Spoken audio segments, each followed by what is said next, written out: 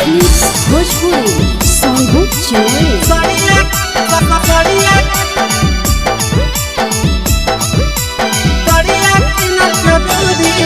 अगे सड़िया सड़िया करही मौगी सड़िया किनल जरूरी है। सड़िया सड़िया करही मौगी सड़िया किनल जरूरी है। एक बात पूछी सच बोला बलम संगे रतिया सुतल जरूरी है। एक बात पूछी सच बोला बलम संगे रतिया सुतल जरूरी है। अगे सड़िया सड़िया करही मौगी सड़िया किनल जरूरी है। सड़िया सड़िया करही मौगी सड़िया किनल जरूरी है। एक बात पूछी सच बोला बलम संगे रतिया सुतल जरूरी है। एक बात पूछी सच बोला बलम संगे रतिया सुतल जरूरी है। रतिया सुतल जरूरी है।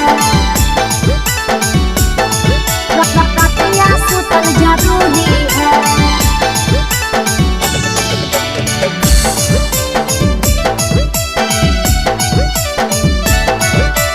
एक बात पूछी सच बोला बलम संगे रतिया सुतल जरूरी है। हाँ हाँ सब कुछ जानो ही मौगी हमर परेशानी गे।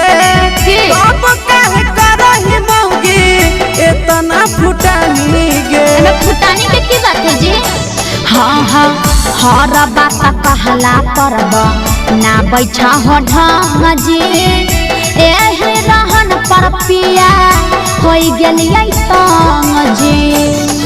अगे चूड़िया चूड़िया करही धानी चूड़िया किनल जरूरी है। चूड़िया चूड़िया करही धानी चूड़िया किनल जरूरी है।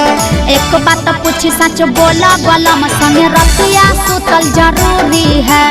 एक बात पूछी सच बोला बलम संगे रतिया सुतल जरूरी है। रतिया सुतल जरूरी है। रतिया सुतल जरूरी है।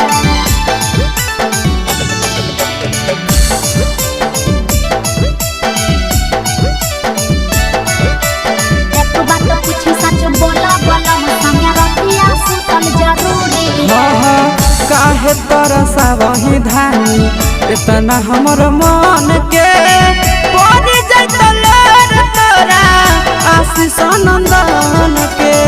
हतसिल हमरो सुनबो नाही कवनो पिया तोहरा बहाना। तोहरा से हार गेलै तोहरे जनाना। अगे टिकवा टिकवा करही मौगी टिकवा किनल जरूरी है। टिकवा टिकवा करही मौगी टिकवा किनल जरूरी है। एक बात पूछी सच बोला बलम संगे रतिया सुतल जरूरी है। एक बात पूछी सच बोला बलम संगे रतिया सुतल जरूरी है।